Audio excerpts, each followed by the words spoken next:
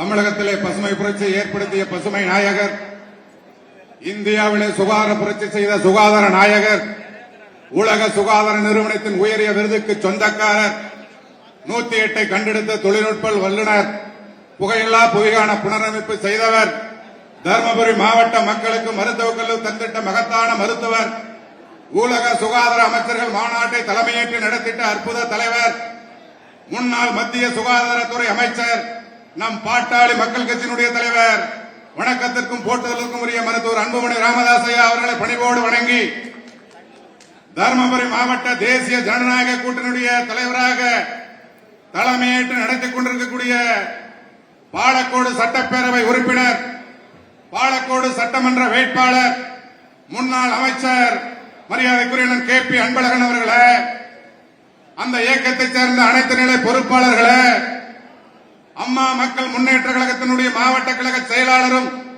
தலைமை நிலைய செயலாளருமான மரியாதைக்குரிய DK ராஜேந்திரன் அவர்களே, அவர் சார்ந்திருக்கிற அனைத்து நிலை பொறுப்பாளர்களே, பாட்டாளி மக்கள் கட்சியினுடைய மாவட்ட செயலாளரும் தருமபுரி சட்டப்பேரவை உறுப்பினருமான SP வெங்கடேஸ்வரன் அவர்களே, அவரை சார்ந்த முன்னணி நிர்வாகிகளே, தமிழ் மாநில காங்கிரஸ், புரட்சி பாரதம், IJK, AC சண்முகம் மற்றும் ஏனைய பாரதிய ஜனதா கட்சியினுடைய பிரதான கட்சியாக இருக்கக்கூடிய மோடிஜி அவர்களுடைய தருமபுரி மாவட்டத்தினுடைய தலைவர் மரியாதைக்குரிய சரவணன் உள்ளிட்ட அனைத்து நிலை பொறுப்பாளர்களே, மேடையில் வீட்டிருக்கக்கூடிய அனைத்து நிலை நிர்வாகிகளே, தருமபுரி மாவட்டத்தினுடைய வெற்றி வேட்பாளராக தமிழகம் எங்கும் பெண்களின் உரிமையை மீட்க சிங்கப்பெண்ணை எழுந்து வா என்று லட்சக்கணக்கான பெண்களை தமிழகம் முழுவதும் சந்தித்து தருமபுரி சட்டமன்ற தொகுதியினுடைய வரலாற்றை மாற்றி எழுத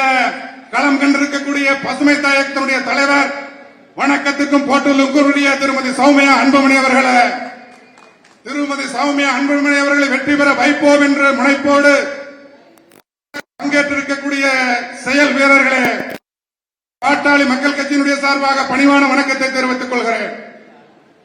தருமபுரி நாடாளுமன்ற உறுப்பினராக இருந்த ஒருவர் இன்றைக்கு பாலக்கோடு சட்டமன்ற தொகுதியில் நின்று கொண்டு பேசுகிறார்.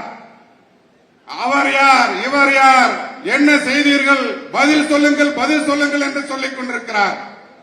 பாலக்கோடு சட்டமன்ற வேட்பாளராக போட்டியிடக்கூடிய அண்ணன் அவர்களும் இன்றைக்கு பதில் சொல்லிக் கொண்டுதான் இருக்கிறார். அவர் கேட்கின்ற கேள்விதான் தவறு என்பதை புரிந்து கொள்ள வேண்டும். மண்ணின் மைந்தன் என்று சொல்லுகிறாயே, முன்னாள் நாடாளுமன்ற உறுப்பினர்களே, இந்த மாவட்டத்திற்கு நீங்கள் செய்தது என்ன? இந்த மாவட்டம் தொழிலிடமாக மாற வேண்டும், வளர்ச்சி பெற வேண்டும், தலைநகரத்தோடு இணைக்கப்பட வேண்டும் என்று மொரப்பூர் தருமபுரி ரயில்வே திட்டத்தை போராடி கொண்டு வந்தவர் எங்கள் தருமபுரி நாடாளுமன்றாக இருந்தபோது மருத்துவர் அன்புமணி ராமதாஸ் அவர்கள். மாவட்டத்தினுடைய எல்லையிலே தொப்பூர் கணவாயிலே தினந்தோறும் மரண ஓலமாக இருக்கிறது. இந்த சாலையை மாற்றியமைக்க வேண்டும் என்று மத்திய அமைச்சரிடம் போராடி சட்டமன்ற உறுப்பினர் குழுவாக சென்று வாதிட்டு இன்றைக்கு அந்த மேம்பால திட்ட பணியை தொடங்கி வைத்தவர் அன்புமணி ராமதாஸ் அவர்கள். இந்த மாவட்டத்தில் உள்ள இளைஞர்கள் தொழில் வரம் பெருக வேண்டும், மாவட்டத்திலே தொழிற்சாலைகள் வர வேண்டும் என்று எண்ணி சிப்காட் தொழிற்சாலையை அண்ணா திராவிட முன்னேற்ற கழக ஆட்சியிலே எடப்பாடி அவர்களை தொடங்க வைத்தவர் அன்புமணி ராமதாஸ் அவர்கள். இந்த மாவட்டத்திற்கு எவருக்கும் இல்லாத சிந்தனை, வறண்ட மாவட்டமாக இருக்கிறது தருமபுரி மாவட்டம். இது வளமாக்க வேண்டும் என்று சொன்னால் காவிரியின் உபரி நீர் திட்டத்தை அனைத்து ஏரி குளங்களுக்கும் நிரப்ப வேண்டும் என்ற சிந்தனை உதித்திய முதல் மகன் அன்புமணி ராமதாஸ் அவர்கள் என்பதை புரிந்து கொள்ள வேண்டும். அப்படிப்பட்ட திண்டிவனத்திலே பிறந்த அன்புமணி ராமதாஸ் அவர்கள் இந்த மாவட்டத்திற்கு நல்லதை செய்ய வேண்டும், வளர்ச்சியை உருவாக்க வேண்டும் என்று எண்ணியவர் அன்புமணி ராமதாஸ் அவர்கள். நீங்கள் பேசுகிறார் இந்த மாவட்டத்தில் பிறந்தோம் மண்ணின் மைந்தர் என்று என்ன செய்திருக்கிறார் நாடாளுமன்ற முன்னாள் உறுப்பினர் அவர்களை நிறுத்திக் கொள்ள வேண்டும் உங்கள் ஆவண பேச்சுக்களை. இப்பொழுது இருக்கிறார் நாடாளுமன்ற உறுப்பினராக, ஆமணி பூமணி பேபணி என்று அட்ரஸ் கேட்கிறார், ஆதார் கேட்கிறார். உங்கள் சகோதரி தூத்துக்குடியில் என்று போய் அங்கு நிற்கிறாரே, அவர்களுக்கு அங்கு ஆதார் இருக்கிறதா, அட்ரஸ் இருக்கிறதா? உன் தலைவன் குளத்தூரில் நிற்கிறாரே, அவர் ஆதாரம் இருக்கிறதா, அட்ரஸ் இருக்கிறதா? புரட்சித் தலைவர் அம்மா அவர்கள் சொன்னார்களே, மகளின் மனம் கவர்ந்தவர் என்று அவர் போய் நீலகிரியில் நிற்கிறாரே, அவருக்கு அட்ரஸ் இருக்கிறதா? அங்கே ஆதார் இருக்கிறதா? நீங்கள் எல்லாம் எங்கு வென்றாலும் செல்லலாம், உங்களுக்கு அட்ரஸ் வேண்டும், ஆதார் வேண்டும். ஆனால் எங்களுக்கு அது இல்லையா? திருவாரூரிலே பிறந்த உங்களுக்கு தமிழ்நாடு சென்னை தலைநகரம் உங்களுக்கு சொந்தமாக இருக்கின்ற போது திண்டிவனத்தில் பிறந்தவருக்கு தர்மபுரி சொந்தமாகாதா? தெலுங்கு மொழி பேசுகிற உங்களுக்கு தமிழ்நாடு சொந்தமாக இருந்த பொழுது தமிழை தவிர எதுவுமே பேச தெரியாத எங்களுக்கு தமிழ்நாடு சொந்தமாகாதா? நிறுத்திக் கொள்ள வேண்டும் ஆணவ பேச்சு.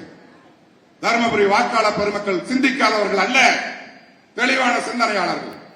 இன்றைக்கு ஸ்டாலின் அவர்கள் 5 ஆண்டு காலம் கோட்டையிலே குடும்பத்தோடு கும்மாளம் அடித்துக் கொண்டு இன்றைக்கு கேட்கிறார், பக்தா உன் கனவை சொல்லுங்கள், உன் கனவை சொல்லுங்கள். 5 ஆண்டு காலம் முடிந்து விட்டது நண்பா, முடிந்த பிறகு நீ பக்தர்களிடம் கனவை சொல்லுங்கள் என்று கேட்கிறார்கள். பக்தர்கள் அனைவரும் திசை மாறி வேறு கோயிலுக்கு எடப்பாடியாரை வணங்க சென்று கொண்டிருக்கிறார்கள் என்பதை புரிந்து கொள்ள வேண்டும். சௌமியான்மனை வெற்றி பெற செய்ய வந்திருக்கிறார்கள் என்பதை புரிந்து கொள்ள வேண்டும். இன்றைக்கு மாண்புமிகு எடப்பாடியார்களுடைய தேர்தல் அறிக்கை ஒவ்வொரு மாவட்டத்தினுடைய ஏழை விவசாயிகளுடைய கண்ணீரையும் கஷ்டத்தையும் துடைக்கின்ற தேர்தல் அறிக்கையாக அமைந்திருக்கிறது. ஆகவே வந்திருக்கக்கூடிய செயல் வீரர்கள் தெளிவாக புரிந்து கொண்டு வாக்கு சேகரிக்க வேண்டும். ஒவ்வொரு வாக்காளர்களிடத்தில் நீங்கள் வாக்கு சேகரிக்கின்ற பொழுது விவசாய பெருமக்களே, நீங்கள் வாங்கியிருக்கிற லட்சக்கணக்கான பயிர்க்கடன் தள்ளுபடி செய்ய வேண்டும் என்று சொன்னால் மாண்புமிகு எடப்பாடியார் அவர்கள் முதலமைச்சராக வர வேண்டும். எடப்பாடியார் அவர்கள் முதலமைச்சராக வர வேண்டும் என்று சொன்னால் தர்மபுரியிலே சௌமியான்மணி அவர்கள் வெற்றி பெற்றாக வேண்டும். சௌமியான்மணி அவர்கள் வெற்றி பெற்றாக வேண்டும் என்று சொன்னால் நாம் அனைவரும் மாம்பழம் சின்னத்துக்கு வாக்கு சேகரித்து வாக்களிக்க வேண்டும் என்று விவசாயிகளிடத்தில் கிள்ள வேண்டும். அப்படி எடப்பாடியார் அவர்கள் முதலமைச்சராக வந்தால் நீங்கள் பெற்றிருக்கிற லட்சக்கணக்கான பயிர்க்கடன் தள்ளுபடி செய்யப்படும். ஆகவே அது வேண்டுமா, திராவிட முன்னேற்ற கழகம் கொடுக்கின்ற 500 வேண்டுமா என்று அவரிடத்தில் கேட்க வேண்டும். அதே சமயத்தில் அனைத்து பெற்றோர்களும் தன் பிள்ளைகளை படிப்பதற்காக லட்சக்கணக்கான ரூபாய் கடன் பெற்றிருக்கிறார்கள். ஆகவே உங்கள் பிள்ளைகளுடைய கஷ்டம் தீர, உங்கள் கஷ்டம் தீர லட்சக்கணக்கான வாங்கியிருக்கக்கூடிய கல்விக்கடன் தள்ளுபடி செய்ய வேண்டும் என்று சொன்னால் எடப்பாடியார் அவர்கள் முதலமைச்சராக வர வேண்டும். தர்மபுரியிலே சௌமியா அன்புமணி அவர்கள் வெற்றி பெற வேண்டும். அதற்கு மாம்பழம் தினத்திற்கு நீங்கள் வாக்களிக்க வேண்டும் என்று கேட்க வேண்டும். அப்படி லட்சக்கணக்கான கல்விக்கடன் தள்ளுபடி வேண்டுமா, திமுக கொடுக்கின்ற 500 வேண்டுமா என்று கேட்க வேண்டும். அதே போன்று அண்ணா திராவிட முன்னேற்ற கழகம் ஆட்சி அமைத்தவுடன் 10,000 ரூபாய் குடும்ப கணக்கிலே வரவு வைக்க இருக்கிறார்கள். 10,000 வேண்டுமா? வெறும் 500 திராவிட முன்னேற்ற கழகம் கொடுக்கிற ஏமாற்றுகின்ற ஊழல் செய்கின்ற பணம் 500 வேண்டுமா என்று கேட்க வேண்டும். எல்லா கிராமங்களிலிருந்தும் அரசு பேருந்துகளிலே நகரத்தை நோக்கி வந்து செல்கின்ற இருபாலரும் ஆண்களும் பெண்களும் இலவசமாக பயணிக்கின்ற திட்டத்தை எடப்பாடி அவர்கள் கொடுத்திருக்கிறார்கள். அந்த திட்டம் வேண்டுமா என்று கேட்க வேண்டும். வேலை செய்கின்ற கிராம எளிய பெண்களிடத்திலே 100 நாள் வேலை திட்டம். இன்றைக்கு திராவிட முன்னேற்ற கழகம் அந்த வேலை திட்டத்துக்கான பணத்தை எல்லாம் டெண்டர் விட்டு 100 நாள் வேலை கொடுக்காமல் டெண்டர் விட்டு கமிஷன் வாங்கிக் கொண்டிருக்கிறார்கள் இன்றைக்கு திராவிட முன்னேற்ற கழகம். அப்படிப்பட்ட திராவிட முன்னேற்ற கழகம் ஆட்சி மீண்டும் வந்தால் உங்களுக்கு வேலையே கிடைக்காது. ஆனால் எடப்பாடியார் அவர்களோ 100 நாள் வேலையை 150 நாளாக உயர்த்தி கொடுக்கிறேன் என்று வாக்குறுதி கொடுத்திருக்கிறார்கள். சொன்னதை செய்பவர் அவர்கள் என்று நீங்கள் வாக்கு கேட்டு நீங்கள் மாம்பழம் சின்னத்திற்கு வாக்கு சேகரிக்க வேண்டும். இன்னும் தேர்தல் இருக்கையிலே பல்வேறு திட்டங்கள் இருக்கிறது. எடப்பாடியார் அவர்கள் நேற்றைய தினம் 3 தினம் தர்மபுரி வந்திருந்த போது அவர் சொன்னார்கள், சாதிவாரி கணக்கெடுப்பு மத்திய அரசு எடுக்க அறிவித்திருக்கிறது, அதை நான் ஆட்சிக்கு வந்தவுடன் நடைமுறைப்படுத்தி செயல்படுத்துவேன் என்று சொல்லியிருக்கிறார்கள். அது சிறப்பான திட்டம்.